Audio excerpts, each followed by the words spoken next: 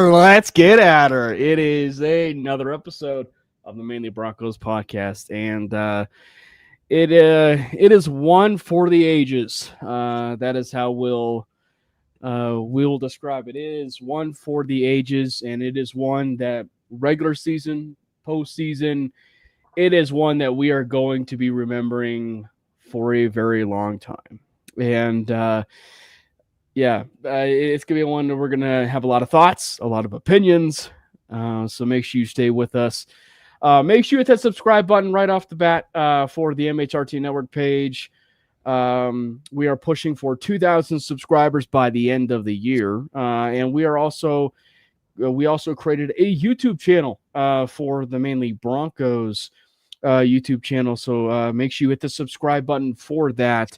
I know it's early in the process for that, but I know we can get some subscribers over there. So with the subscribe on that, we are also going live everywhere on these X handles, if you will. So we're going live on the MHRT Network handle. We are going live on my personal handle, which is at Cameron Parker PO. Make sure to follow on that one. You can also see the stream on Jordan's X Twitter handle, and that is at Jordan2 Lopez. We are also going live on Brandon's Twitter feed. He is not here tonight, but we are going live over there as well. So make sure you retweet him, retweet Jordan's live stream, retweet mine live stream, retweet the one from the MHRT Network. We are live basically everywhere. So it's going to be a blast. It's going to be a blast to talk about, as we said, a Denver Broncos victory Jordan, I feel like saying comeback fashion isn't doing enough justice because I feel like it's saying it's like so poorly. It's just like, because like that is such a, like, that is a game that is going to be in the record books where it's like, it was comeback fashion, but it was like, I don't know how to describe it. Like it was a special game. Magical, improbable. I mean, any similar adjectives that that can relate to that. I mean, yeah. Watching it on the TV, I can't imagine being at the stadium like how you were, but at least for the TV copy, it was a roller coaster of emotions with the great Kevin Harlan and him narrating the game and kind of like just storytelling the game. Man, just again, it's hard to put into words just what team we were looking at through the first three quarters. And then all of a sudden, it's just a different game. Yeah. What's up, Victory Lap? And you're all good, man. As long as you're watching the stream, wherever it is, YouTube, X, whatever, you're watching the stream and you're along for the ride. So yeah, it's I guess it's only appropriate that we replay the clip from last week. Yeah, they had us the first half. I'm not gonna lie, they had us. We weren't defeated, but they had.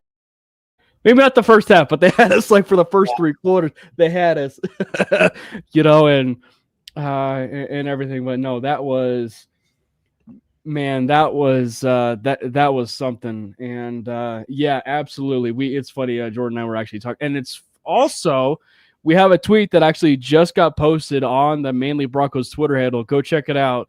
So I know, Victory Lap, you're not on social, but we might actually end up posting it on the other places for like short form. So make sure you go check it out, because we did a clip of when Bo called out the fans of asking them to leave early, and we clip a certain scene from a movie that I'm sure a lot of fans will get a kick out of just before we went live. But let's.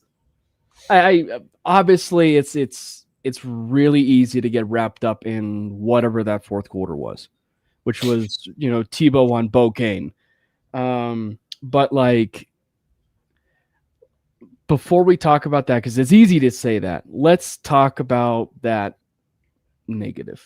Let's talk about that negative, which was the first three quarters, and honestly, Jordan, because I know a lot of people feel like it's a one-sided issue, a two-sided issue. We'll dive into it. Obviously, it's some of the stuff that we've been talking about before, but this is when I was kind of like watching it back through a little bit again, it felt like for me, this was like the pure like execution, also probably some vanilla offense, right? As Victor Lab mentioned in the comments, but it's just like, but it was a like ultimate like execution problem for the Broncos in those first 3 quarters. It was. I mean, looking back at it, I did see unfortunately, the first half back. I mean, I watched the whole game back, but particularly like focusing more on what happened in the first half, a lot of it was execution. Now, you can also play devil's advocate and be like, hey, if something's not working, maybe not go back to it again and again and again, and maybe even again. But again, I think if the execution was there, we'd be having a different conversation when it comes to the first half. But I think it all started with like the first drive, right? There's been just off the top of my head, I mean, I don't know if you can remember, Cam, at least 3 games I can remember this season alone where the first drive, it like kind of dictates the whole first half. I mean, the first drive in this game, we got 2 drops to start the game, and then automatic 3 and out. In the Eagles game, I vividly remember the ball that Bo Nix had to Courtland Sutton, and the ball was dropped there. That would have been a huge gain, and that was the very first drive. I'm pretty sure the Titans game as well, the very first game of the season, there was a play maybe. I don't know if it was the Titans game or maybe another game, but one of those other games, again, opening drive, just another drop or just a miscue, and boom, stall out for not only the rest of the quarter but the rest of the half. So, those, I know it's just one drive, but the opening drive makes like it is very significant for the rest of the half. You can generate so much momentum and just rhythm and flow for the rest of the half. And right now, the Broncos just, again, they shoot themselves in the foot every opening drive, and it's contagious. It really is. And it really just stalls everything. It really does stall everything. Victor Lap mentions, you're a Celtics fan. He's a Lakers fan. Oh, obviously NBA season is in full swing. Actually, it's in full swing. That just got started. Yep. Right now. And so it's it's gonna be a fun season. Obviously, you could tell I have not just the new Super Bowl 50 chain, but I have had that Nuggets banner over there on the left. We may dabble a few times here and there with some NBA talk, just because I know Jordan likes to talk some basketball. So we'll definitely have some opportunities to talk about some basketball. I think that's like some tweak that we'll talk about. We won't talk about it a lot, but like it feels appropriate for Jordan, being a basketball fan, to at least talk about basketball. So, so we'll definitely have some basketball talk here and there during the season. But I think it's just it's one where it's like it is like it does feel like the perfect microcosm of where this team is, not just like starting early in the season slow, but also like when you have it from the season point of view and the beginning of quarters points, like they do start slow. And it does kind of, to your point, it makes it so that they're a bit sluggish out of the gate and the execution is a bit in slow motion, which I thought that too often in those 3 quarters, the team was just moving in slow motion. Like the team was moving in slow motion. And we'll talk about it, obviously, like the amount of screens is definitely an issue, right? Like the amount of screens is definitely an issue. I will say this though, and I don't, and I mean this actually in more of a compliment to Sean Payton to a degree, but like not so much when it comes to the players, because I felt like half of those, if not 3/4 of the screens, could have done a better job in perimeter blocking. Yep. Like quite a bit better in perimeter blocking. Obviously there was a famous post out there by like the Sleeper Broncos account where like they were tweeting like the famous like halfback swing from for the college football game, and that was like the famous play of like making fetch happen, even though it's like not happening at all. With RJ Harvey or Bidet or whoever they would run it with. But it was just like it's just I felt like too much. It was like an execution thing, for that wide receiver room, or for even at times, Evan Ingram on the the perimeter, which is so frustrating because you see some of the players in the room, they are more than capable, specifically in its history. Like Trent Sherfield specifically is a good blocking wide receiver. Like he was brought in to be a good blocking wide receiver. Pat Bryant is, at least at this point, shown to be a good blocking wide receiver. Cortland Sutton, at times is their wide receiver one, but he's also well known in his career to be a good blocking wide receiver for this team. Maybe at this point in his career, the best blocking wide receiver that had been on the team. So Jordan, like, I know you're super critical about the wide receivers themselves, and obviously, us being, at times with Sean Payton and his screens, but this was like maybe one of the few times where, Sean called a ample amount of screens, but the players weren't helping like at all when it came to the perimeter blocking on that.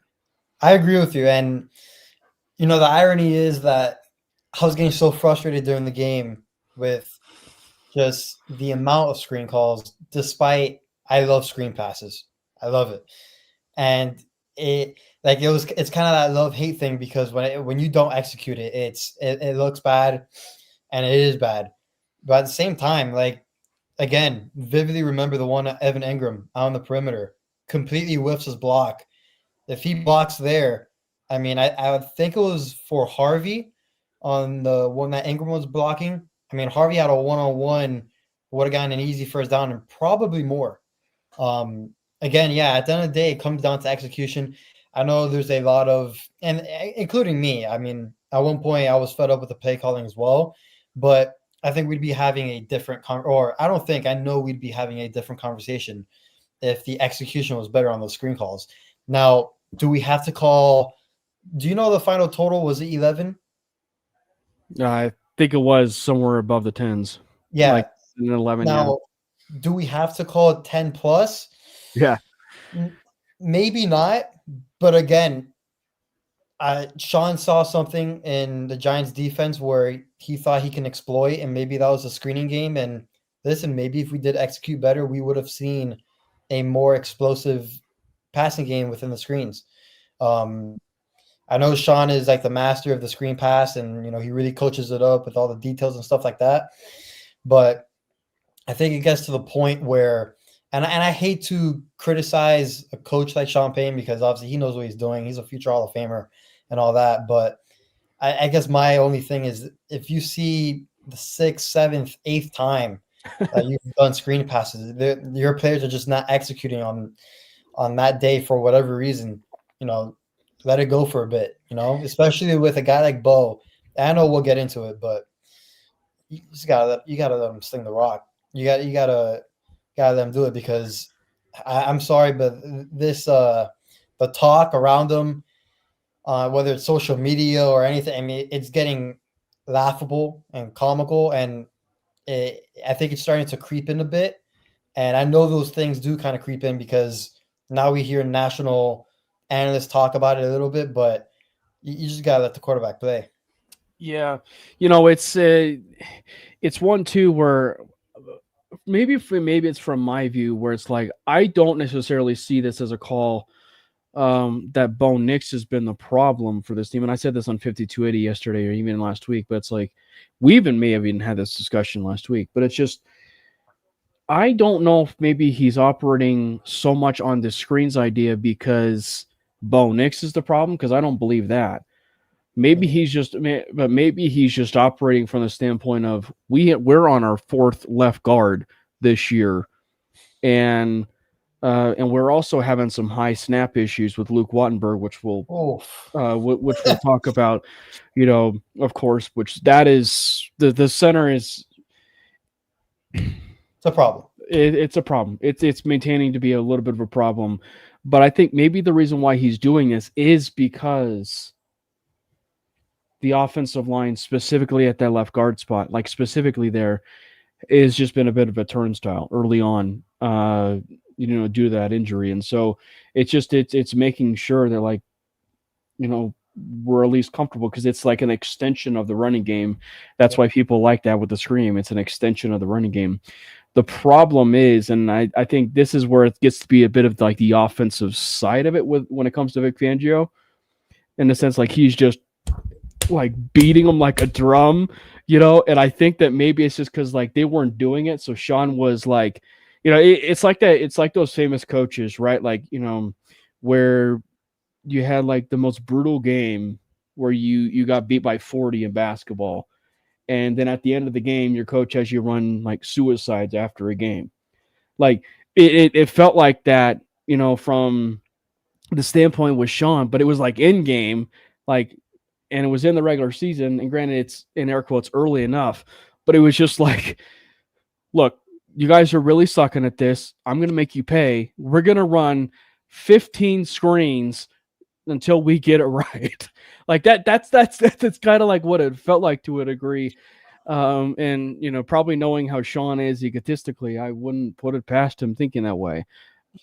Yeah, and then I would also say, like, now that I'm coaching basketball, and I've had many, like, even our last fall league game on Monday, like, throughout the game, I vividly remember, and I'm not gonna lie, after my basketball game, I kind of had that conversation with myself about maybe what Peyton was going through, just because I see how they're playing their coverages on defense, right? And I'm calling a play. My players don't execute it well, but it's open, and it's there. So I'm like, all right, I'm gonna call it again, and then didn't execute again, even though the guy was wide open.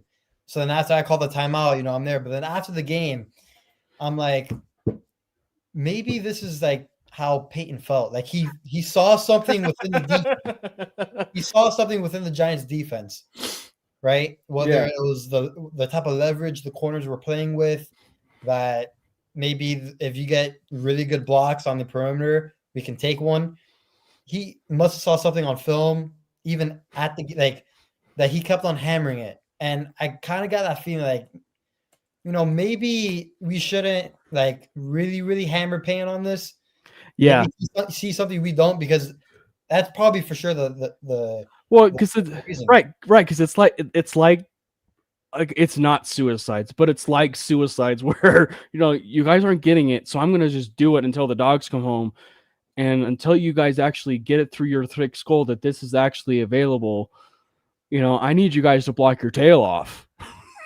Yeah, so I got it from that standpoint. So that might be it, and obviously Sean is a bit egotistical, to where I wouldn't put it past him. The other side of it too is Bo, for to call it for what it was, he was a bit inaccurate, and and I think that just kind of comes to where it really kind of boils down maybe to that first drive as well. But I think the other part of it too is where he still battles a little bit with his footwork issue. And I think that's early on. And that is still a very much an early on thing. But it is evident, and we'll get into the positives. When he sets his feet, and it's very clear and obvious, when he's going through his 3 and 5 step drops, he's a very different quarterback. Yeah. And then the other side of it is when you start to use a little bit more of that running game and an extension of that running game. And when you are committed to running the football, that's when you start to see the ideas of the Bo designed runs, or even some toss crack plays, that you can see with J.K. Dobbins, and a little bit more effectiveness. I will say one of the parts that I think has been criticized, and I want to know your thoughts on this, because I might have a slightly different issue, and maybe it's just because I've got the Bo Nix rose glasses on, but it's the batted passes issue. Is that an issue, do you feel like, with Bo, or do you feel like batted passes themselves are an art to an NFL game, and it's about timing, and it's about understanding with where things are? as a defender, because I figure it's like, for me, it's like it's an art. Like it's about that execution, it's about timing. There's probably a few plays where Bo probably could have done a little bit of a better job on a pass. Like obviously, Sean got a bit too cute there at the red zone getting it to Garrett Bowles, but if Bo kind of sets his feet a little bit and then throws it over the defender, you're probably talking about a touchdown to Garrett Bowles, or the play where there was two defenders on the right where he threw it around the first defender, but there's another edge defender where it was almost picked, and I think it was Robertson Harris in that first half where he almost picked it off. I think those are the kind of plays where you probably want to throw it down on the ground and see the nearest defender and live to see another down. So, but I want to know what your thoughts are as far as like some of those like batted passes, because I think for me at least it feels like a bit of an art for a defensive player. Yeah, I mean, by the way, a few of the batted balls that the Giants had were just great plays. Like you can't even fault Bull for a few of them. I will say though, like watching Baker play, watching some of the like 6'1", 6'2" type quarterbacks play, and like especially Baker, just because I love Baker Mayfield, and I think that comparison between Baker and Bo is a real thing. Like I saw Baker have a lot of bad passes as well, and like that it's a theme. I wonder, I was trying to search this up right now for who leads the league at quarterback at batted balls. There's not really like an official statistic, at least like what I'm getting through right now, preliminary. But I would like to know which quarterback is at the top for batted balls at the line of scrimmage, because I would like to like compare and contrast. Maybe if it's really an issue with Bo, or maybe it's not. I don't think it is. I think it's kind of a little between both of it's just good plays between the defense and timing and rhythm between the offense. But I mean, I think Peyton Manning even like I know he's joked about it. I don't know if he's really serious about it, but always on his Manning cast, he's like, he hates when defensive linemen always bat the balls down because they really don't pass rush. They're just lazy. But yeah, I would like to really see if we can get like a number on that. Well, and I think it's because of the last game, but Bo does lead the league in batted passes. This was the corner Pro Football Focus, but everybody's love child, Pat Mahomes, is third. Really? In batted balls. Patrick Mahomes has 8. And you know who he's tied with 8 actually, and we'll talk about this, but a little bit later. Guess who has 8? Dak Prescott. Oh, interesting. So we'll see if some of those Bo Nix haters keeps the same energy a little bit. If Dak if Dak's having some passes batted down at the line of scrimmage, so that's interesting. But again, Bo had like, actually, how many did he have? Let's look at this. How many did he have in that game? Man, I would say 5. He had 5. He had 5. Oh, he had 5 passes. So you take away like 2, right? 2 or 3. He's not leading the league. That one game against the Giants put him in number 1. So to a certain extent, it's somewhat of an anomaly on that. But again, I think for me, it's like a volleyball player to me. Like, it's understanding and timing of when to jump in the air, when knowing the fact of like taking advantage of where an offensive lineman is, or a tackle or a guard or a center, and knowing with where their placement is and with where their hands are, to where I could be able to, stand up in the air and bat the pass down and everything. And so I think it's a bit more of like an art thing. And, the other part is like the defensive line for the Giants is really good. And their defense in general is really good, top to bottom, with their linebacking core and safety core. Even though Javon Holland, I believe, was injured, I don't think he returned to the game, but, Tyler Nubin is no slouch. Their corners played pretty well. I mean, Andrew Phillips and Debo went out, but Phillips, had himself a pretty decent game on that screen game and everything. So I mean, all things to consider, I think the front seven, at least, and through those 3 quarters, really owned the Broncos on the on that and basically, for all intents and purposes, the entire game except for 1 quarter. Yeah, I'm not going to put too much stock into it. I think if it becomes a consistent theme, then I think we can talk about it a little bit more. But as of right now, just because how the game played out in the fourth, I mean, it really wasn't an issue in the fourth at all. I don't think he even had one pass deflected at all in the fourth. I wouldn't put too much into it, but again, if we got quarterbacks like Dak Prescott and Mahomes also in the top 3 or 5, I mean, it looks like it's not that big of a deal. But yeah. Sam Darnold is 8. I Jalen Hurts is 9. So some of the top quarterbacks are in the top 10 for batted passes. It's a thing. Yeah, we like to amplify a lot of things when it comes to our quarterbacks, even though if you just take a look around the league and just watch another game, there are some similar things going on between those top high-tier quarterbacks. And, Jackson Dart had 2. Yeah. And then so there were almost close to 10 passes batted down in 1 game, which is wild. You ready to talk about the legendary fourth quarter? Man, oh man, what did we watch? You and I talked about it. In the green room, and I even said on 5280, but it was just Tebow time had magic, but it was sprinkled.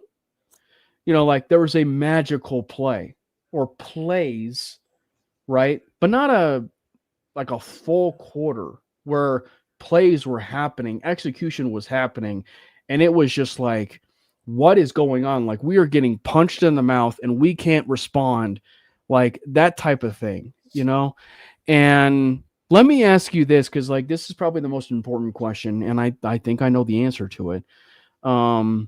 It was 33 points. 33 points in a quarter, but was it an anomaly? I mean, I mean, there's really it's hard to describe what we saw.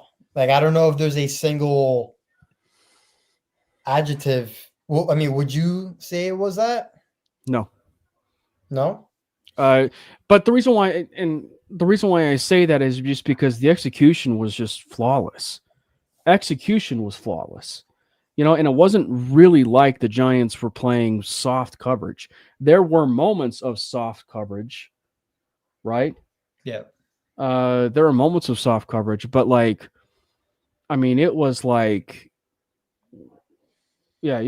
it was something where it was just the execution down the field and down seams, and even not the middle part of the field, but pushing the ball down the field and getting some of those explosive plays, and then seeing extensions of the running game, seeing extensions of Bo use his legs, everything that we had been wanting to see, and up tempo being a massive thing with this team. And at home, it's like they finally woke up. It's like they finally woke up and they realized we're back home, and they're going to have a quarter where it's all going to click. And, there were only a few plays where luck was involved, like the Troy Franklin touchdown, right? But for all intents and purposes, it was execution to its max, and perfect clock management too, and game management from Sean Payton. Yeah. What I think in the fourth quarter, just pushing the ball down the field was obviously more evident.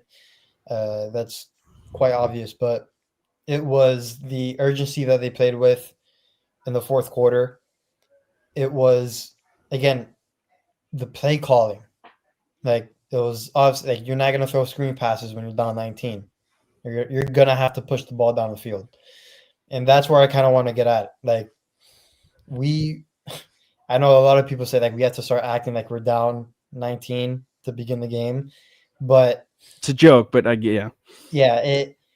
But again, we need to establish not because our run game against the Giants inconsistent at best, but we gotta let it rip. And I understand the whole he's trying to hide Bo Nix. I don't want to hear it. I don't. I'm tired of and I understand what they mean by that. Like these people, he's trying to hide them. I understand what that means, but if he really is trying to hide him, I think that's completely wrong, and he should stop. Do I think he's trying to? I don't think so. I just think it was just a bad day for Champagne play calling wise. But we're talking about a guy who just had a historic rookie season, who continues to show you that he can make plays more often than not. I mean, he has like how many starts does he have now? Like 24? Mm-hmm. He has 24 starts under his belt where he has shown you he can push the ball downfield. Yes, has he had issues with accuracy this year, throwing the ball deep? He has.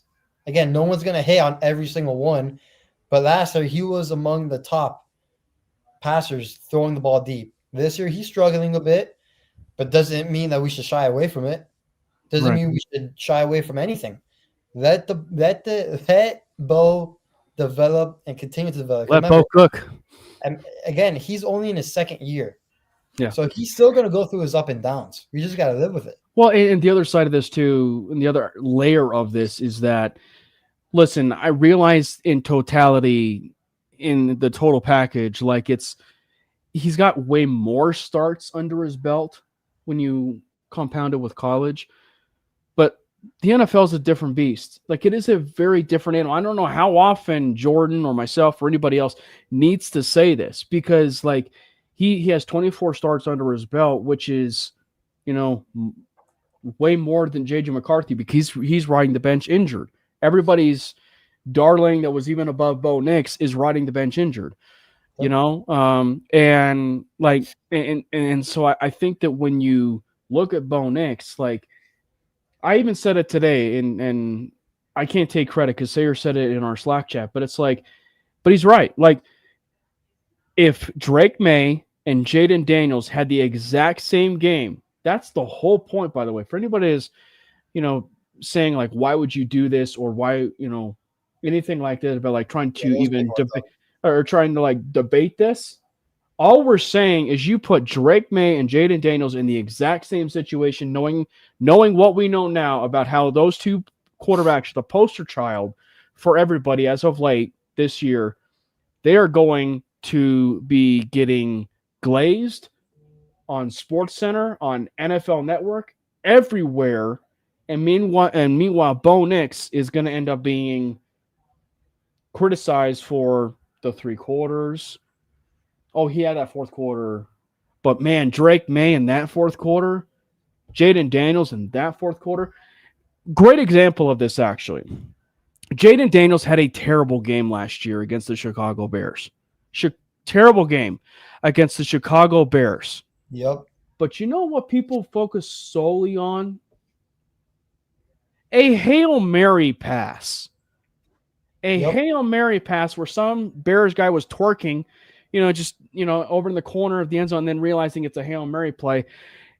The entire media was so focused on Jaden Daniels throwing a stinking Hail Mary, that like that's all they were glazing it. And frankly, if I remember right, that weekend Bo went off. Yep. But that's all everybody wanted to talk about was Jaden Daniels' Hail Mary. So don't tell me, well, what are we doing here? It's like, it is abundantly obvious who is, one of the hated of the three quarterbacks right now in the National Football League. And Jaden Daniels' pass consisted of luck. Like, you need luck in order to get a Hail Mary. What Bo did in the fourth, I mean, that's not luck. You have to do it. Yeah, Bo had to drive in and drive out, produce points every single time, and not just like field goals.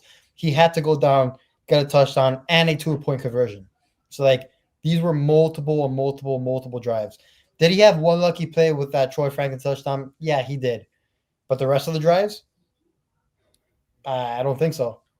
And so the reason why I say it's not an anomaly, is just because no, it wasn't 33 points, but we saw it 2 weeks prior against the Super Bowl champions on the road in their own building, in a building that they don't lose. And so it's just one where when you look just on the surface for what was that fourth quarter, that is the ceiling of not just Bo Nix, but the entire offense of how far it can go if it is operated under the up-tempo or I should say the mix of up-tempo and no-huddle offense mixed in with Evan Ingram in the flats, pushing the ball down the field. And then I know for a fact, even despite some of the stuff pushing, the ball down the field on the left side and the right side, like I know that even Bo Nix can be operating well in the middle part of the field. And that's the other part of this too, Jordan, where it's like people want to say, where is the middle part of the field so far this year? That's the other side of this is last year he was good in the middle part of the field when it was some of that too. So it's just like, it's not like this is a type of thing where he can't do it at all. Like he's clearly shown it last year, that he could be able to do it. It's just, there's just a part of it where for some reason this year, we haven't seen it consistently enough. But I think that fourth quarter was just an amalgamation of a lot of different things for a ceiling. And that, again, the ceiling of this offense is going to go as far as Bo Nix goes. And for what we saw there in that quarter, is it too hot to say this? Bo Nix played like a top 3 quarterback in the National Football League in that quarter. Frankly, you could argue top 1 quarterback in the entire National Football League because he put up numbers that Lamar Jackson hasn't put up, Josh Allen has never put up, and the poster child after Tom Brady never did anything like that in Patrick Mahomes. Like it was something that you will never see again, and it happened with Bo Nix. I mean, Cam, he had 4 total touchdowns in 1 quarter and led his team. And by the way, I know statistically the Giants may not have the numbers defensively. Their defensive line is outrageous.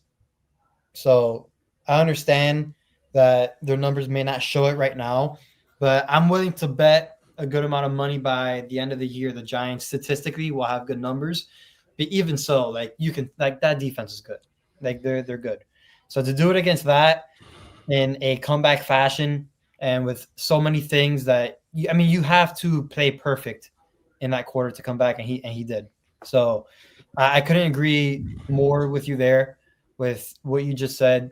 It's a shame, and I know I can go on a whole rant about it, but the whole Bo Nix questioning him every week if he's the guy or not, it has to stop. I know it won't stop, and I know I'm not going to be the guy that stops it. Yeah. I just ignore it at this point, but it is very annoying going on social media and reading it's getting stupid at this point. Very, very stupid posts asking if he's still the guy. Can he do this? Can he do that? If he didn't prove that in his rookie year, and if he hasn't proven that to you now with the comebacks that he's done and all that, what he's just shown on film, then I don't know what to tell you. Because if you think he's still bad and still fraudulent and he's still putting up these numbers, then imagine on your standards if he starts to play better. So yeah. Well, and if the Giants defense was gassed, there's a reason why. Well, but I was just gonna say you guys were up. Like that's actually sad because you guys were up 19-0 and you're gassed. When the Broncos did nothing. But I just think that the other, like, you just have to also call it for what it is, and that is the C word with Bo Nix. He is clutch. Like, Bo is absolutely clutch, and I would much rather have a quarterback that can take his quarterback and win the games that matter in the fourth quarter than anything else. And I will take that any day. And before we jump into some of the other stuff and we hand out game balls, from a I want to know this because you are a basketball coach, because scoring 33 points in a quarter is like you don't see it in the NFL, but like I feel like in like the NBA side of things or in any other sport, scoring 33 points in a quarter, I feel like in basketball terms is like scoring 60 to 70 points in a quarter. Right? I would say it's equivalent to scoring 55 points in a quarter, maybe. I mean, you at least have to make 8 threes minimum in a quarter to get those type of numbers. Like, it's absurd. Going on, obviously, we were maybe glazing Bo Nix a little bit there, but like it was an all parties thing. Like, it was an all parties thing in that fourth quarter, and a lot of people in that Broncos offense played exceptional football, and we have to give them their due. So let's hand out some game balls. Obviously, we would be remiss if we didn't lead off a game ball with Bo Nix. It was not going to be given out a game ball, obviously, because Nix even said himself that he was already preparing for the worst when it came to the press conference. He even said that. But so he wasn't necessarily going to be given a game ball. But then with that fourth quarter that we saw, Jordan, it's pretty easy to give him a game ball. But there's another player who you want to talk about freezing cold takes between you and I for possibly Troy Franklin being wide receiver 2. There's another player, and I know Victory Lap's quite happy about this, but like there's a player that is emerging as not just the only clutch player in Denver, and it's wide receiver Marvin Mims. I wrote about it on Predominantly Orange right after the game. I mean, Sean Payne needs to find a way to give him the ball more consistently, and that doesn't mean screen passes. I'm talking about down the field. Listen, he's our most dynamic player on the team with the ball in his hands. He is. And the fact that he has only had 2 games where he's played more than 50% of the snaps is crazy to me. 2 games where he's played only 50% of the snaps. I don't see how that's even like that it's mind-boggling to me. Like, your best players should be on the field consistently. Marvin Mims is one of those guys, and he needs to get the ball. What happened in that fourth quarter? You had when they went up tempo no huddle, you had Ingram on the field, you had Mims on the field, you had Sutton on the field, you had Franklin on the field. They had speed, and I think the part of it that I think makes Mims so fascinating, and why I at least to a certain extent understood the Debo comparisons is when Mims has the ball in his hands, he looks like a running back. You even see it at times when he's a punt returner, because like the way he reads and the way he reads things, it is like another extension of a running back. And so I can understand why the Broncos in certain situations, even last year, were giving out handoffs to Mims or even utilizing him out of the backfield. But like the reasons why I was kind of saying like it's a bit like Harvin is because he's got that game changer speed, as was alluded to in the comments. Like he makes these clutch catches that no, it was not necessarily intended for him on that throw, but it still takes a high IQ and high intelligent player to turn around, understanding the moment, and realize be there at the right time. Yeah, and then realize that the ball's at the back of your head, or you got eyes in the back of your head, and like he turns around and he's right there. And yeah, Bo admitted that the pass was definitely to Cortland, but like if Mims doesn't turn around, it's going the other way. Like it is going the other way, but like he's just such a heady player. And I think that the other side of this too, Jordan, that I think is I hope is going to end up being a bit used a little bit more is now you don't have to utilize Cortland Sutton as much on some of these fade routes that they execute so much, because I think with Mims' ball tracking and high pointing of the ball for as small as he is, very good. You can do some of those back shoulder throws with him down the sideline in opportunities where only he can catch it. So like, yeah, you can do those catches and he's going to execute them. It just looks like whenever I watch the Broncos offense compared to the other offenses, everything is like so hard for us. We don't have like an easy outlet where we can go to and pick up easy yards. I think Marvin Mims can be that guy. And again, I think you said it great. His ball tracking skills are amazing, and I think he could be utilized intermediately as well, which I would love to see. But he needs to be a guy that needs to play more than 50% of the snaps. I mean, if I'm being quite honest, he should be on the field for more than 65% of the snaps.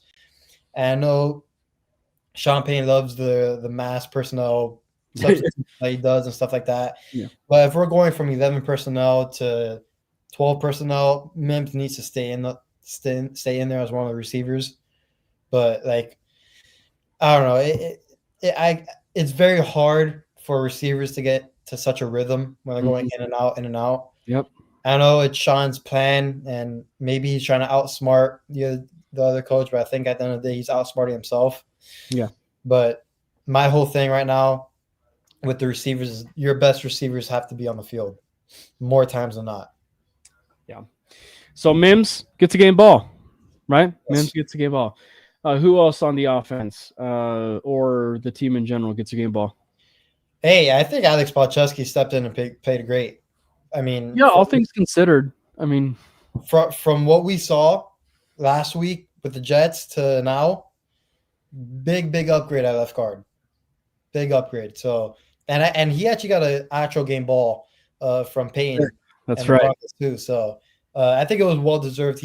I thought he played good. I didn't hear his name called much throughout the whole broadcast, which is a good thing. And I think Palczewski played good. You know what they say? No news is good news. No news is good news. I think on the defensive side of the ball, you got to give it to Talanoa Hufanga. We say it every week. Like we say it every week, and like I think I even said in the chat, it's weird knowing the fact that if you were to do like a top five, that like three of the players probably in the top five who were free agents this last year have Bronco ties. Hufanga signs with the Broncos, Dalvin signs with the Broncos, and Javonte Williams, who the Broncos will end up playing with Dallas, are just having great seasons, like really good seasons. But Hufanga it's like he's back to that all-pro form.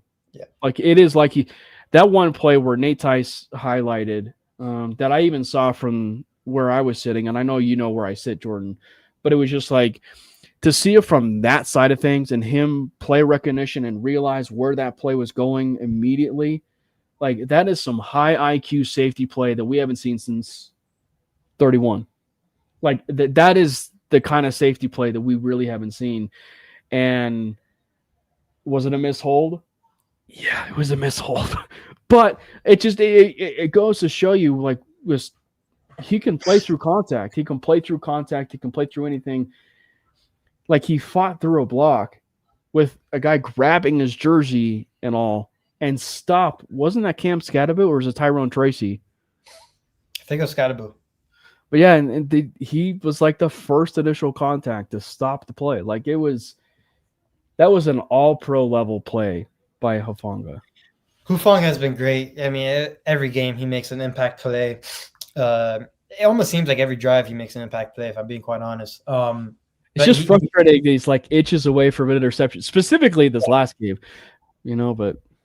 Yeah, especially, I mean, he is the main guy whenever we cover one robber. He's the robbing guy in that man-to-man coverage. But he's been great. all season thus far. He's playing at an all-pro level, in my opinion. And it seems like for every game he can get a game ball. That's how well he's been playing. Yeah. One guy I want to highlight and give a game ball to is Malcolm Roach. Malcolm Roach has been excellent. Excellent. And I thought he had a great game against the Giants.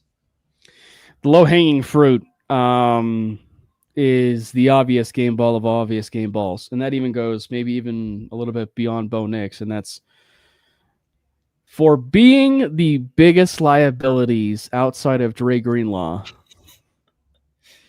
I will give a game ball to both Alex Singleton and Justin Strnad for having the biggest play of the Denver Broncos season up to this point in blowing up Cam Scatteraboo and Jackson Dart moving in front, and then Dart having his rookie mistake and throwing the pick to Justin Strnad, who's been playing really well those last 3 weeks. And my gosh, man. So credit where credit is due. The game ball, rightfully so, should be going to those two linebackers for the play of the game. And guess what? We're going to see more of Singleton next week with Dre Greenlaw officially being suspended 1 game. Right. But no, yeah, those two most certainly do deserve a bit of a game ball. But you know, when you look like overall too, like the Broncos defense in general against that Giants, they played pretty well. I think it was just like, I mean, Nick Bonito didn't exactly get the sacks that, he would have hoped, but that's what makes the Broncos defense so good, is it's going to end up opening the opportunities for others. And I think that maybe what the Giants thought was they were going in trying to circle Nick Bonito. But this Broncos defensive line is so good that we finally got to see Zach Allen on the ledger. Yeah, Zach Allen. Is he like Mr. Consistent on this team? Between he and Cooper? Well,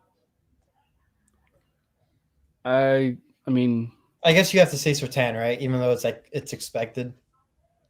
Yeah, but I say consistent because, Cooper, of the defensive line, I will say, actually, there's quite a few people. But of the edge room, I would just say Cooper's Mr. Consistent. The interior is tricky to me because you have Zach Allen, John Franklin Myers, DJ Jones, and Malcolm Roach. DJ Jones even had a game. It was just such a. So I don't know. Who would you say is then to put it back on you, who would you say is Mr. Consistent then? I think it's Zach Allen. I think I would have to say Zach Allen. Yeah, I mean, it's weird to say possibly your best defensive player is a Mr. Consistent, but no, it also goes to show you just like we really were kind of missing a little bit of some Malcolm Roach, and to see him play so well. And then DJ Jones had himself a game. Zach Allen had himself a game. Yeah. I just think that the defense at times they've got to lock in and have a little bit less in terms of the miscommunication at times, because they played great, but there were just a few times where Singleton would get lost and Bellinger got free, and and there was a bit of a miscommunication. It's where Hufanga maybe appeared bit on the run, or he was going for a bit of a lower route, and then Bellinger,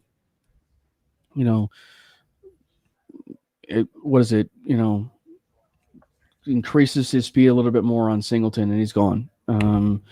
So, by the way, shout out Dre Greenlaw. Debut, 20 snaps, 6 tackles. 6 tackles.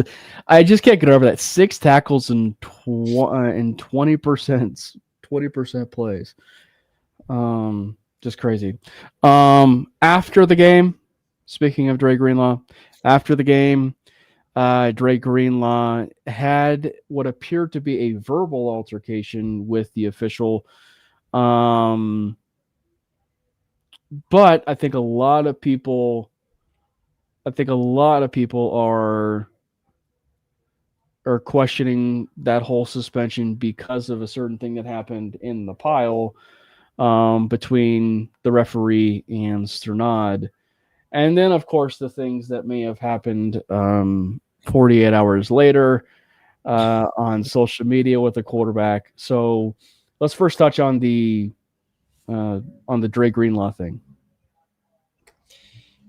Yeah, it looks like Brad Allen was in the middle of the celebration, and things got hectic in there. And then just two hands shoved Justin Strnad out the way, which was actually more of a push off than what Riley Moss had on that defensive pass interference. But and then you even saw Strnad kind of react a little bit, but kind of like what went off.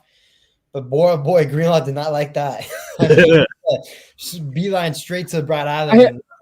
I had to laugh at Pelissero though, because like Pelissero tweets this all 22, and it's like, brother, it's cut off. Yeah. Even though there's clearly a video that has been surfacing about the actual incident, he posted an all 22 clip. It's like you're not even showing the incident. Yeah. You may have been showing the Justin Sternad incident, but he wasn't. But no, it's yeah, that was funny, but yeah, and I think that's my problem. And I said on 5280, but it was just like the refs just have so much control on games, and it goes to beyond the NFL. It goes to the sports. You see it in baseball, you see it in basketball, you see it in football. Like the refs just control sports. And it's unfortunate when the NFL or any sport, they need to hold the refs accountable to where if there's a false accusation, they also should be reprimanded. Meaning, like, if there was something where it felt like they felt like the referees determined the outcome of a game, they need to suspend them. Or maybe not suspend them, but just do something where it is they need to fine them, or or do something to where they're criticized. They are a little bit more than a slap on the wrist, than what we're currently seeing right now. Because it seems like the NFL is solely pandering to the idea that they're the refs. They're cool, And I just think that they cannot control the outcome of the game. So. Well, how do you feel about that Riley Moss defensive pass interference, how they called? One more time again. One more time again. And for any... We need to have a weekly Riley Moss segment where we're debunking the haters. It's him and Bo Nix that people go after. I mean, actually, more so than that, they go after Moss more. But it's like, and to the point of like the referees thing, it's like they're trying to make an example out of Riley. And the thing that is just so frustrating is, and in the back of my mind, it's like it was so predetermined that flag was coming that I should never have been disappointed, and I was disappointed. Because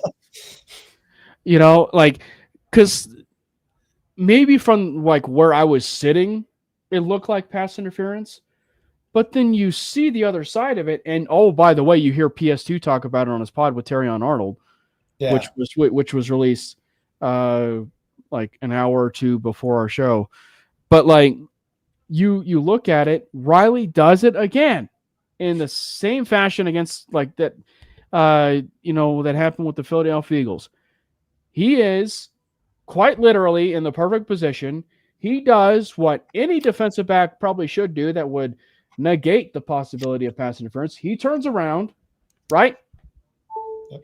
He turns around, and then Melton, or whatever the guy's name is, or the wide receiver for the Giants, is quite literally bear hugging him, mauling him to death. And it wasn't the referee that was next to them to call it. It was the freaking ref that was like 10 yards down the field who threw the flag, like from the other side. So it's like, what did you see from that vantage point that the guy who was 2 inches away saw nothing? So it's just like, I don't know. It was something where they just wanted to make an example out of it, or it's like, oh man, this is late. Call it. Like, I don't know. Yeah, I understand that we play a lot of man-to-man, so there are going to be calls that go against us, but it just feels like it's too many at this point. Whenever they show the replay and they bring in the rules analyst, more often than not, they always bring in the rules analyst, and it's always, I don't think this should have been called every single time. It'd be hysterical. So the Broncos, when, maybe this is a good transition into our Cowboys preview, but truthfully, Moss is going to have a hard time. Moss is going to have a hard time against George Pickens, because the one area where it seems like he and really any corner does struggle with it is the back shoulder catch. Yeah. But it feels like, because of everything that happened with Riley this week, I would laugh hysterically if not only he has an interception, but Moss also has perfect coverage all game, and he doesn't even get flagged at all. I would love it. Just based on all the circumstances of the week and everything, it would be very fitting for how the week went. It'd be poetic, kind of. Yeah, he has a very tough task now with George Pickens. I wonder if Vance ever thinks about the Belichick method of put your best corner on the wide receiver 2 and double their best wide receiver. I wonder if that ever is a topic of conversation. But that PS2 CD Lamb matchup is going to be fun. Mm-hmm. And Dak is going to force feed George Pickens. So it's going to be very, very interesting how they manage that. And let me tell you, that Cowboys offense, they're really, really good. Mm-hmm. Luckily, their defense is the opposite of that. Now, here's what comes into play, though. Sean Payne needs to have a great game alongside Bo Nix. Yeah. But more so, the play calling from the jump needs to be on point. Yeah. It's just going to be something where you got to see it for all 4 quarters, because if you don't see it for all 4 quarters, the Broncos are going to lose by 2 scores. And I think it's going to be a shootout. I think that this is going to be a shootout. Romo type. It better not be. It better not be. 52-49, and I'm getting ready to leave for a softball game, and I'm in the car, and I'm parked, and I'm got my softball uniform on, and I'm listening to the end of the game, and I'm hearing Matt Prater kick the game-winning field goal. I don't know. I don't know if I can handle that again. Man, but throwbacks. They are undefeated as of late in the Peyton era in throwbacks. There's just a different type of vibe going into the game with the throwbacks. Man, it's a tough game, though. It's going to be a tough game. I can't remember if I had this as a loss at the beginning of the year. But I can see a way where the Broncos easily lose this game, and I can see a way where the Broncos easily win this game. That's how up and down not only have the Broncos been, but what the Cowboys have been as well, because that defense is really bad. Well, and the other side of this, too, is the Broncos have beaten the Cowboys for 30 years. We do own them. Listen, we were in the dumps when it came to the Broncos and the Chiefs. Maybe as of late, Broncos and the Raiders. Broncos and the Chargers maybe as of right now. But we've owned the Cowboys for 30 years. 30 years. Can you imagine being a Dallas Cowboys fan knowing the fact that, doesn't matter who the quarterback is? The Broncos are the Cowboys' daddy. Like, I mean, Teddy Bridgewater went into Dallas and won that game. And the now retired Caden Stearns had one of the best interceptions that I can recall on Dak Prescott. And by the way, too, it's like, Dak is having a great year and nothing like he is balling out, but it feels like one of those games where specifically defensively, and now the Broncos had a turnover under its belt. It feels to a certain extent like Dak is due. And, we even said that in the Chargers game. Obviously, the Chargers won that game, but Herbert didn't exactly have the greatest game. Nope. He didn't have the greatest game. And I think that for the Broncos, the biggest thing here defensively is they've got to be able to create pressure on Dak Prescott. They got to be able to create pressure on Prescott. They also have to neutralize the running game. And I think they will for the most part. But, Javonte is playing well. Is playing well. Frankly, he's probably in the top 5 as far as comeback player of the year candidates. He's up there as far as comeback player of the year. And, and they got weapons. Don't forget about Jake Ferguson, or I should say Mr. Cavender. Don't forget about him. He's been really good too. He's a pretty solid tight end for him. And obviously with the liability that is Singleton and Sternad at times, that could be an area where they expose, maybe more so than the George Pickens side of things. So, yeah, it's going to be it is going to be a very interesting game. But I think it's going to be a shootout.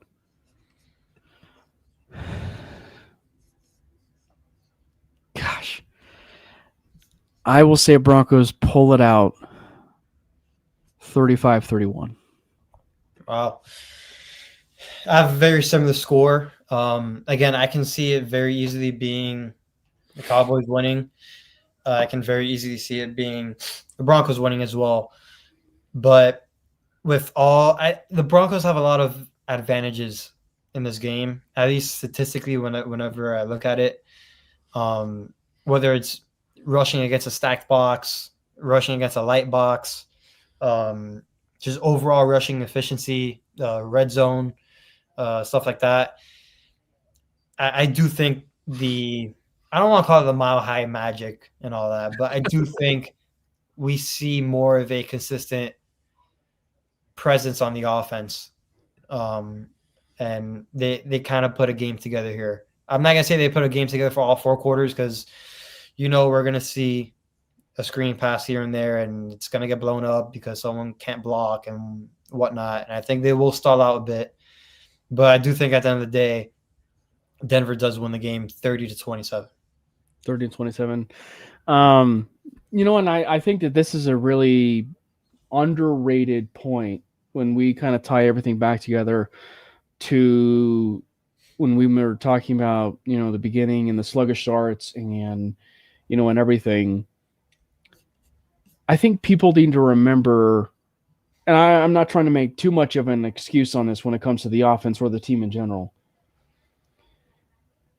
Typically, when a team comes back from London or overseas, you get a bye week. Yes. And the Broncos, specifically Sean Payton, made the decision to come back home, and they have 2 home games.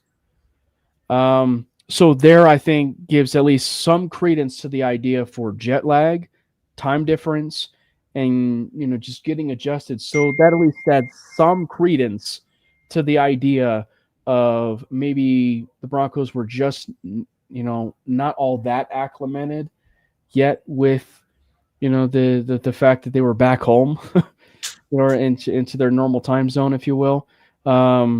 And I think that given the fact they have another home game is a beautiful thing for that schedule. Kind of looking back on it now, whether it is win or lose, I think is a good thing for this team.